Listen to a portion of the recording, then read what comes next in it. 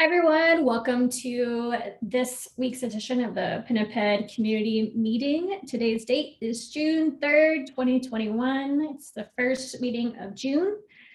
If you're tuning in from YouTube, just a reminder, we do meet every first and third Thursday of the month at 9 a.m. Pacific time. So if you're able to, we'd love for you to attend live. When you do attend, we ask that you read and abide by our code of conduct, which is listed out here in the agenda. If you have anything you would like to put on the agenda that you want to bring to the team, if you need help with anything Pinniped related, any questions or discussion items you have for the team, we ask that you put that down in the discussion topics below, and we can use the meeting to discuss those items. If, as you're attending, we also ask that you put in your name and any company that you represent, or if you're representing as yourself and you're using Pinniped for personal projects, we also want to know that as well. For announcements that we have today, we did release Pinniped 0.9, and I will, I guess, kick it over to Matt to give a little bit of an overview over that. We do have some release notes and a blog post that you can check out as well. Yeah, this release is great. This release has so much stuff that we've been working on for a long time. So it has, the main thing is Ldap support. So we have a new CRD, Ldap identity provider. You can now configure the supervisor to authenticate users with a username and password against an Ldap directory. This is huge. This is there's a lot of enterprises and companies that use Ldap as an authentication protocol. It's not the best authentication protocol in the world, so we still would recommend that if you have access to an OIDC identity provider, that's probably a better place to integrate. But this works great. It is somewhat complex to configure because Ldap is relatively complex. You need to know how your directory is laid out and how user attributes are formed and how groups are attached to users and all of that, but we documented all of that pretty well. The other feature that's in this release is some new configuration APIs for the Concierge. So in 0.7.0, we added the impersonation proxy that makes the Concierge work on managed clusters, essentially clusters without control plane nodes. And we rolled it out with sort of like defaults that worked great on most clusters. But now we've added the configuration API that lets you customize how it's deployed. So you can choose to turn off the impersonation proxy or turn on the impersonation proxy. You can say when the impersonation proxy starts up and it deploys a service to get traffic to itself, you can control kind of how that service is configured. You can have an internal service or a service with certain annotations that are mean something on your particular cloud provider. And yeah, so this just adds a lot of flexibility to how the Concierge works in these environments. A couple of minor changes, nothing too major. Unfortunately, we have uncovered one bug in this release since yesterday. It's just a typo in our deployment YAML. I linked it 659. We had a typo that we didn't catch in testing because the tools that we use for testing just work just fine despite the typo. That field called mode load balancer should be called type load balancer. In our test environments, we always deploy with cap, and cap is happy to just deploy that, and the defaults in that field apply, so everything works just like we expected. Other tools, so Argo CD we know is one of them. I believe even kubectl, Anjali said kubectl apply with the validation flag will refuse to deploy that without an override flag. So the bug is pretty trivial. The fix is pretty trivial. It's just a one-line change, basically. I think we'll get that rolled out and release it as 0.9.1 today. The only thing that we're waiting for is just to see if there's any other changes that we think we might want to throw into that bug fix release. So that is that's the update on the release. And like thanks to everyone that contributed, especially thanks Ryan for writing that awesome blog post. And Anjali too, I think. On the KApp thing, can we do something to catch this stuff in the future? Can we, is there a KApp -- validate equals true or something? Yeah, I think we should. So I think one of the bugs here, or that one of the things we should remediate is in our test environments, we deploy using KApp. Nancy, it's CAP, right? CAP. It's CAP. Yes. Nancy's also community manager for our Carvel team. We deploy using CAP and CI, but actually on our website, we document installing with kubectl apply. We don't actually ever test in CI deploying with kubectl apply. So we should probably fix that. And actually, I opened another issue today about building image packages and documenting how to install Pinniped with the Carvel tool suite. Anyway, we should probably do both. We should probably both document the same flow that we use in CI and then also test the kubectl apply flow because it's what a lot of users would want to use anyway. Yeah, I don't know the specific answer to your question about validation and CAP. I don't know. That's also a good idea. All right. Thanks for that, Matt. Thanks for going over the new release and then the bug fix that should be released later today. As far as status updates go, we're moving on to project roadmap. And I think, am I frozen? Is my image frozen? No, I'm good. I'm looking at myself and I'm just stuck in this funny. Wait, anyway. All right, project roadmap, June 2021. We have multiple IDPs listed out there. Has anything been started on that item? No, this is probably a good discussion topic because I think we're going to probably pull the. I think we decided to pull the device code flow support kind of above that. So we need to adjust the roadmap based on that decision. I think multiple IDPs is still. Well, actually, so there's two things that we kind of wanted to bump up: device code support, and then following up on the Ldap support, we wanted to add a specific Active Directory CRD that's basically the same code that supports Ldap, but with fewer configuration options, so that it works with all the right defaults for Active Directory. That's simpler, and then also gives us the choice. The real reason that we wanted to ship this separately is it gives us the option as we evolve the API to add new fields and set good defaults for Active Directory versus good defaults for generic Ldap in the future. So if we add new functionality, we can make it work well with Ldap. We can make it work well with Active Directory if the user has expressed this intent that they are attached to Active Directory. So those two roadmap items kind of go to the top of the pile. And I think that pushes multiple IDPs down a couple of rungs, which means that maybe it's not June anymore. And documentation is like still kind of ongoing. Like we wrote some new docs for this new release. There's also some new docs that were not directly related to the release, but happened in the last couple cycles. I think we have a bunch of documentation issues still in the backlog. It might be a good time to go back through those and groom them and make sure that we still have the right set of issues in the right order. But if anybody has thoughts, all of those issues are tagged as documentation on GitHub. So. Does anyone else, Anjali or anyone else on the team, have any other thoughts about roadmap? I think we need to make a little adjustment to the roadmap.md file. Yeah, definitely. Yeah, my HackMD is messed up right now, but yeah, I'll do that. I'll take that action item.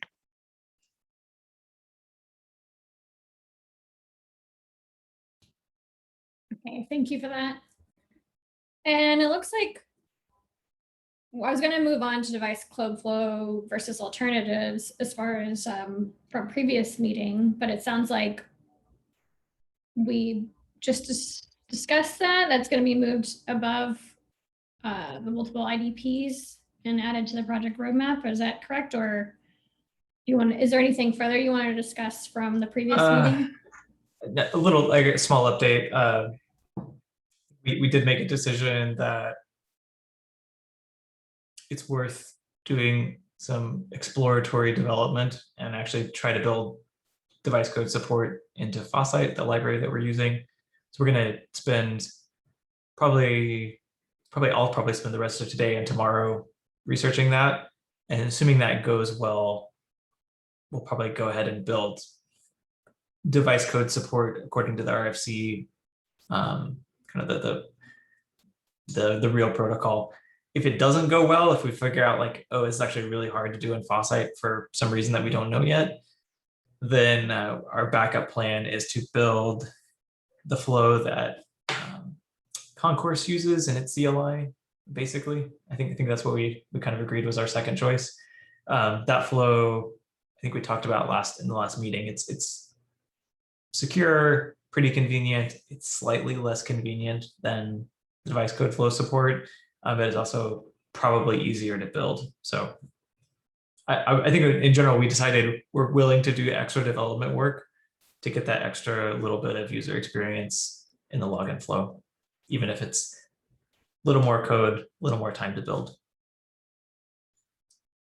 Yeah, to what Matt is saying, the user experience is there's no copy pasting ever in the device code flow, right? That was the bit, right? You never copy paste, whereas in the simpler fly-based flow, in some scenarios, you may have to copy paste. Maybe, like basically. If Pinniped is nothing, if not trying to make sure that like there's basically no choices and no questions asked. If it involves 7 layers of probing your Ldap server, we'll go probe your Ldap server and won't ask you the question. So. Yeah, and there's also another potential path we might go down where we to implement this the slightly easier way first, with the plan to follow up and add device code support later.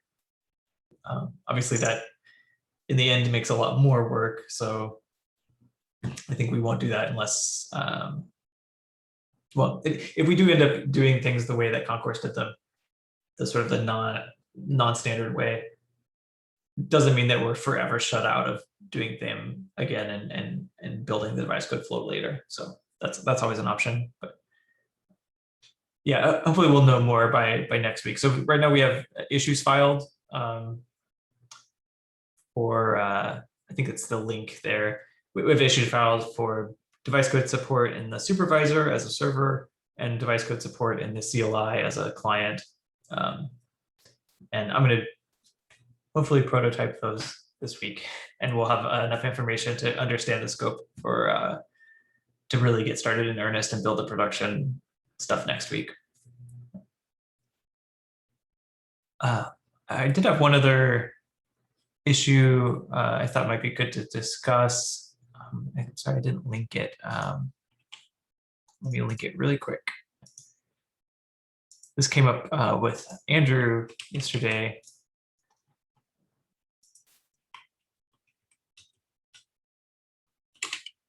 That issue.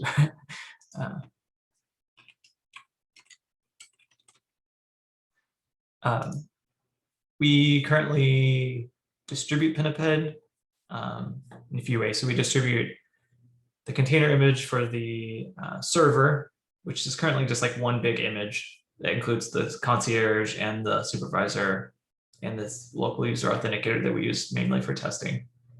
And then we distribute YTT templates in a directory on Git. We don't actually kind of like snapshot those for you. And then with each release, we evaluate the templates with all the right defaults and get just some YAML. We ship that as a file in the release. So your choices as when you install are like, you can install using the default YAML. That works great for most environments. Or you can clone the Git repository, run YTT with a bunch of options that you want set, custom options, and you can get a custom manifest. And it's sort of all up to you then to like make sure you're pulling the right versions of everything together. So Carvel is a suite of tools that's all about packaging and distributing Kubernetes applications. And we already use a bunch of these tools. We use YTT already, which is one of the tools. We also have, like I said before, use CAP as a tool to deploy for CI.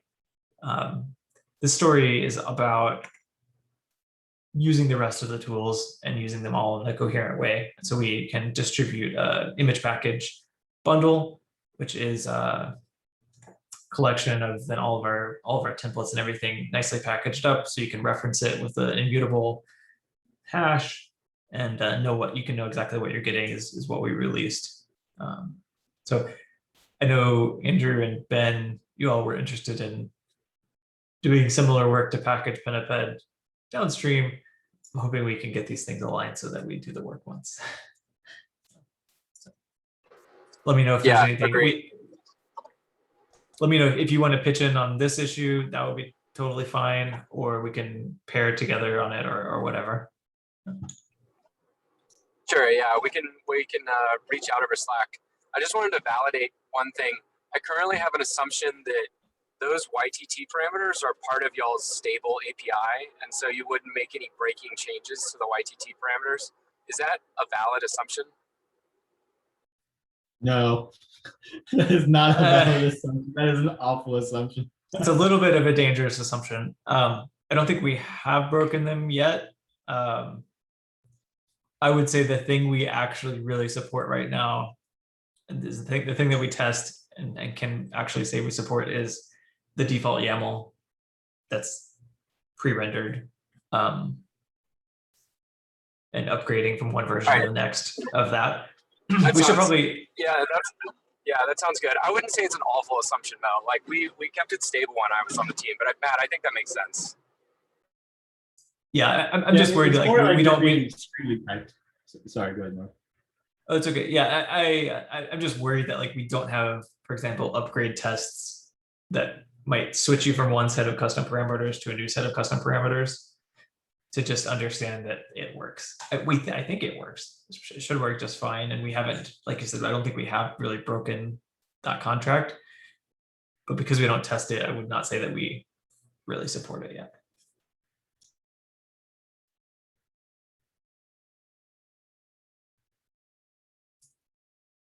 Cool. That's all I really wanted to mention here. I think if anybody has other thoughts, there's been a longstanding issue to also package and distribute a Helm chart. I think it was like the third issue in our repo or something like that. It's very early. We haven't done that. We don't have that prioritized yet, because we don't use Helm to deploy anywhere, so it's not a huge priority. And it would be, I wouldn't want to release Helm support unless we could properly test that it worked, basically. And especially since we do have a bunch of code in Pinniped that has to do with object references and garbage collection and making sure that we dynamically create all these objects and they all get cleaned up correctly. Like it's not something I think we could just blindly throw out there and hope that it works. Yeah, this is it exactly.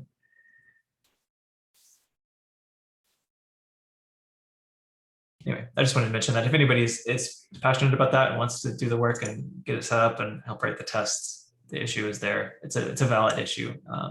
But I think this Carvel packaging, it will be the next thing that comes up for us. Well, cool. Anything further on that particular item? Any other comments? All right, is there anything else that people want to discuss and bring up with the team? Going once, twice. All right, so that brings us to the end of today's meeting. I encourage you, if you're watching this from home, to attend live. We welcome lurkers, we welcome those who want to engage, any and all are welcome. We meet every first and third Thursday at 9 a.m. Pacific time. If you aren't able to attend any meetings and you do want to interact with the team, we're also on the Pinniped channel in the Kubernetes Slack workspace. And we're also on Twitter, which is at Project Pinniped. So we welcome any and all discussion and feedback. So please share your thoughts, and we'd love to have you join us. With that, enjoy the rest of your day, and we hope to see you soon. Thank you. Everyone. Thank you.